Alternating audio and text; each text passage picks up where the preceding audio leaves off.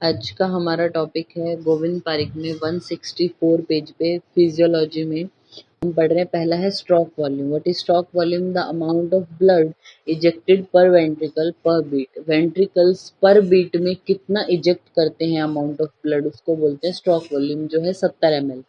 Then आता है minute volume यानी कार्डियक आउटपुट जिसको हम बोलते हैं। तो कार्डियक आउटपुट क्या, ये बोल रहे हैं एक बीट में, एक बार बीट जब कर रहा है हार्ट या वेंट्रिकल, जब एक बार बीट कर रहे हैं तो उस टाइम में जो ब्लड निकाल रहे हैं वो होती है स्ट्रोक वॉल्यूम। इसी तरीके से एक मिनट में जितना निकालते हैं, मतलब एक मिनट में क्या, heart rate into stroke volume को अगर आप मल्टीप्लाई कर दें तो वो हो जाता है हमारा cardiac output. Then there is stroke volume index. Next to next है stroke volume index. Stroke volume divide by surface area of the body.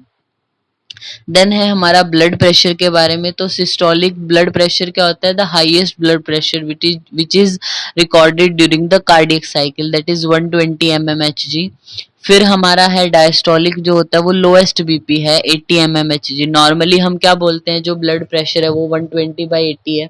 थोड़ा बहुत चेंज हर बुक में आपको मिलेगा या अभी ऐसे चेंज हो गया है, वो एज के अकॉर्डिंग भी है।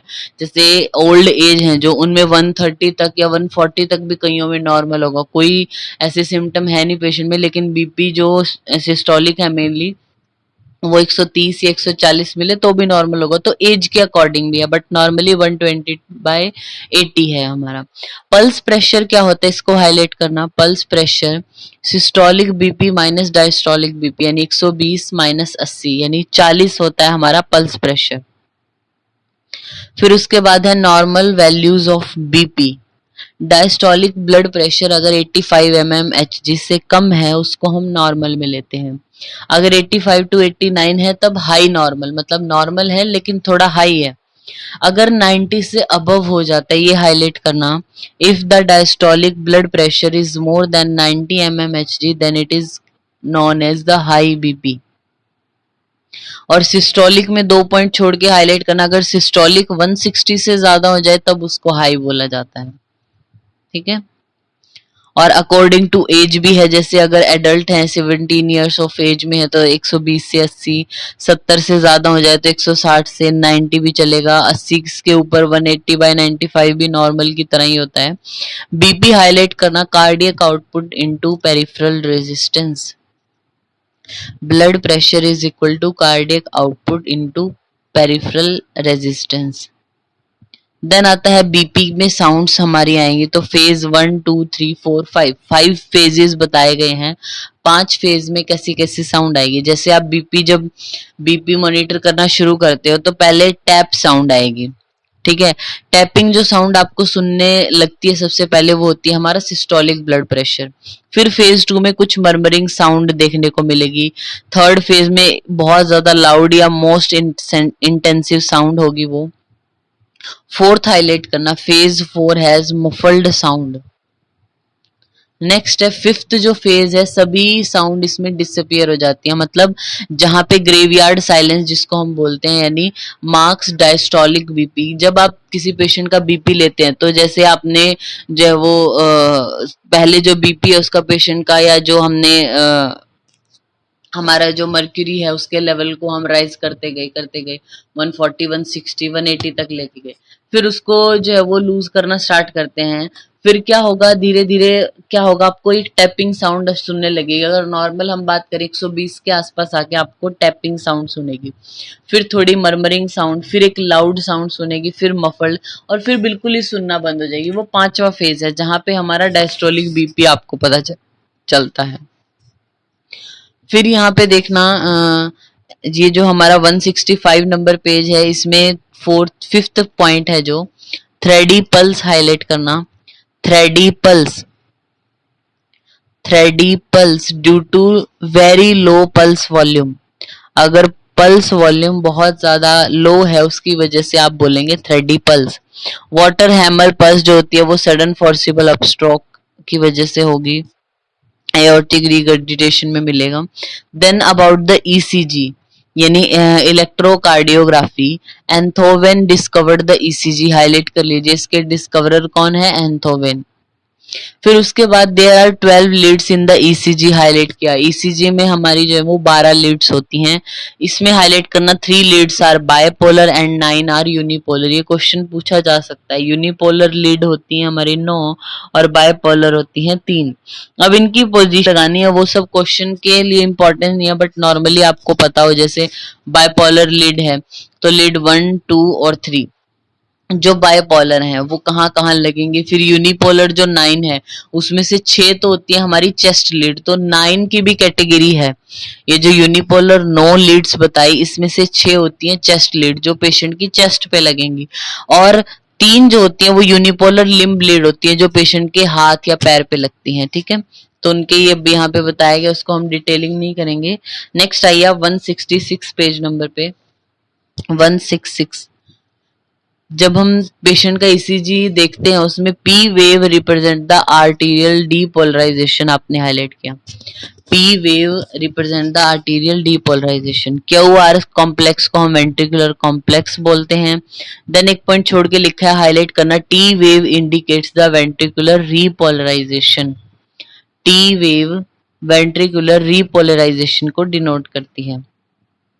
फिर ईसीजी पेपर के बारे में बोला, जैसे ईसीजी जब आप देखते हो तो 2 एक्सिस होते हैं उसमें, एक्स एक्सिस और Y axis. Then X axis shows the time, Y axis indicate the voltage. इसमें हमें ये नहीं, अब आप आना पॉइंट में एबनॉर्मल ईसीजी फाइंडिंग जो पॉइंट लिखा है, एबनॉर्मल ईसीजी फाइंडिंग, इसमें भी मायोकार्डियल इन्फेक्शन को हाईलाइट करना। मायोकार्डियल इन्फेक्शन को आपने हाईलाइट किया पेज नंबर 166 पे। मायोकार्डियल इन्फेक्शन इसमें क्या है, एक्यूट अगर कंडीशन है, मतलब अभी एमआई आया है किसी को, तब एलिवेशन एंड डिप्रेशन, यानी एक्यूट कंडीशन में एलिवेट होगा और क्रॉनिक कंडीशन में डिप्रेस हो जाएगा। क्या, एसटी सेगमेंट जो होता है। Presence of Q wave where it is should be normally absent. तो अगर क्रॉनिक एमआई है किसी पेशेंट को, यानी एमआई को हुए काफी टाइम हो गया, तब क्यू वेव उसमें दिख सकती है। आप जो सेकंड पॉइंट लिखा है ना, प्रेजेंस ऑफ क्यू वेव, इसके आगे लिखना क्रॉनिक एमआई, क्रॉनिक एमआई। फिर है इन्वर्जन ऑफ टी वेव, इसके आगे लिख लीजिए सब एक्यूट एमआई। ये मायोकार्डियल इन्फेक्शन के टाइम पे ही मिलेंगी ये सारी चीजें, टी वेव का इन्वर्जन होना या फिर एसटी सेगमेंट है उसका एलिवेट या डिप्रेस होना, क्यू वेव मिला, लेकिन कौन सी कंडीशन में है वो अलग है। एक्यूट कंडीशन में, क्रॉनिक में क्या होगा, सब एक्यूट कंडीशन में, तो वो इतना डिटेलिंग नहीं पूछी जाती है, सिर्फ आपसे पूछेंगे inversion of the T wave indicates MI, आपको टिक करना है। ठीक है, देन आता है depression of ST segment. Depression of ST segment आपने हाईलाइट किया, मायोकार्डियल इश्कीमिया को बताता है। फिर है हमारा नेक्स्ट, इसी पेज पे लास्ट में लिखा वॉल्फ पार्किंसन सिंड्रोम या वाइट सिंड्रोम जिसको बोलते हैं हम। In this, when there is additional connection to the normal AV junction tissue connection between the atria and ventricle, यानी this connection is called bundle of Kent, यानी shorter PR या broader QRS complex है। आपको पता है bundle of His होता है हमारा नॉर्मली एसए नोड है जो वहां से इंपल्स एवी नोड पे आता है, फिर एवी नोड से जो टिश्यू है वो बंडल ऑफ हिस में कन्वर्ट होते हैं, बंडल ऑफ हिस 2 में कन्वर्ट होता है हमारा right bundle branch, left bundle branch, फिर इन दोनों से आगे होते हैं पुरकिंजे फाइबर्स। ये हमारा पूरा रूट है कंडक्टिंग सिस्टम ऑफ हार्ट। ये एक जो कनेक्शन है यानी एट्रियम और वेंट्रिकल से, जो जैसे जो हमारा एसए नोड है सबसे पहले वहां से इंपल्स जनरेट हुई, तो एट्रियम में होता है वो, एट्रियल एरिया में, तो एट्रियम से और वेंट्रिकल के बीच का जो कनेक्शन है यानी जो उनकी कॉन्ट्रैक्शन या रिलैक्सेशन जो कराने का एक माध्यम है वो हमारा होता है बंडल ऑफ हिस। लेकिन उसके अलावा कोई एक एडिशनल कोई भी और जंक्शन अगर हो, कोई और कनेक्शन हो कहीं में एक्स्ट्रा मिले, तो उसको हम बंडल ऑफ केंट बोलते हैं। ठीक है, देन आता है हमारा नेक्स्ट हाईलाइट करना early stage of hyper kalaemia. Hyper kalaemia highlight करके लिखना T wave taller, T wave taller, और कैलेमिया के ऊपर लिख लीजिए पोटेशियम इंक्रीज्ड। कैल्शियम के लिए आएगा कैल्सीमिया, कैलीमिया मतलब पोटेशियम के लिए आया है हमारा, तो हाइपर कैलेमिया जो है उसमें टी वेव टॉलर दिखेगी। देन यहाँ पे लिखा है हार्ट ब्लॉक, जो हेडिंग है इसमें दिखना फर्स्ट डिग्री को हाईलाइट करना, अगर फर्स्ट डिग्री हार्ट ब्लॉक है तो जो पी आर इंटरवल है वो प्रोलॉन्ग्ड होगा। सेकेंड डिग्री आपने हाईलाइट किया हार्ट ब्लॉक में, dropped beats, dropped beat. Third degree या कंप्लीट हार्ट ब्लॉक में हाईलाइट करना, no impulse from the atria reaches to the ventricle. First degree, third degree और फर्स्ट सेकंड और third में क्या क्या होगा हार्ट ब्लॉक में आपको पता होना चाहिए। देन हमारा यहाँ पे पॉइंट है, देखिए स्ट्रोक एडम्स सिंड्रोम आपने हाईलाइट किया, Stokes Adams syndrome. A person who has second degree heart block may suddenly develop complete heart block. This condition is called Stoke-Adams syndrome. Then है sick sinus syndrome, triple S जो लिखा है यहाँ पे। It is due to some damage in the SA node. It may be symptom free or P wave in ECG might be periodically missing. P wave ऐसे patient की missing आपको दिख सकती है। तो SA नोड में अगर कोई डैमेज हो गया उसकी वजह से जो है हमारा सिक साइनस सिंड्रोम आपको मिलेगा। देन है हमारा average period of menstrual cycle, 1 to 4 days हमारा ब्लीडिंग फेज है, 4 to 14 प्रोलिफरेटिव फेज या फॉलिकुलर फेज है, 14 डे पे ओव्यूलेशन होता है, फिर 14 to 28 हमारा होता है स्क्रेटरी या फिर लुटियल फेज। कांस्टेंट फेज और लिख लीजिए यहाँ पे, सेक्रेटरी फेज जो होता है लुटियल फेज, इसको हम कांस्टेंट भी बोलते हैं। नेक्स्ट यहाँ पे बोला, इन secretory phase uterine gland become tortuous and filled with the secretion. Some exudating of the secretion may occurs from the endometrium which escape from the vagina. It is called uterine milk. Arterial dilatation underline करना, arteries हैं जो उनकी dilatation हो जाती है, Venus obstruction हो जाती है, this leads to the retention of blood and causes erection of the penis. Highlight किया आपने ये इस पॉइंट को अंडरलाइन कर लीजिए। उस कंडीशन में, इरेक्शन ऑफ पेनिस की कंडीशन में, जो आर्टरीज हैं वो डायलेट हो जाती है, वीनस ऑब्स्ट्रक्शन होगा जिसकी वजह से ब्लड वहां पे रिटेंशन हो जाता है और erection of penis occurs. Next आता है हमारा 168 नंबर पेज पे, the erection does not affect the corpus spongiosum through which the penis urethra run. The spermatozoal motility is neutral pH जो है वो 100 म्यू मीटर पर सेकेंड, यानी न्यूट्रल पीएच पे स्पर्मेटोजोआ इतनी जो है वो मोटिलिटी उसकी इतनी रनिंग कैपेसिटी है।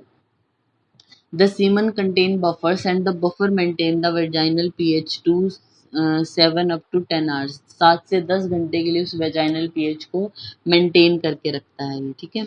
नेक्स्ट है हमारा causes of uterine contraction during coitus. Highlight करना इसमें ऑक्सीटोसिन, ऑक्सीटोसिन एक कारण है यूट्राइन कॉन्ट्रैक्शन का। देन है नॉर एड्रेनलिन, हाईलाइट किया आपने noradrenaline. Then the prostaglandin of the semen, prostaglandin of the semen, noradrenaline or oxytocin is the causes of uterine contraction during coitus. Then fuel of the spermatozoa हम fructose को बोलते हैं या फिर citrate of the semen. Normal HB during pregnancy 10.5 gram per 100 ml होना चाहिए। Then the fetus testes begin to form at the 7th week and ovaries begin to develop at the 9th week। ठीक है, ये आपने point याद रखना है। तो आज हम इतना ही करते हैं 168 पेज नंबर तक अपना।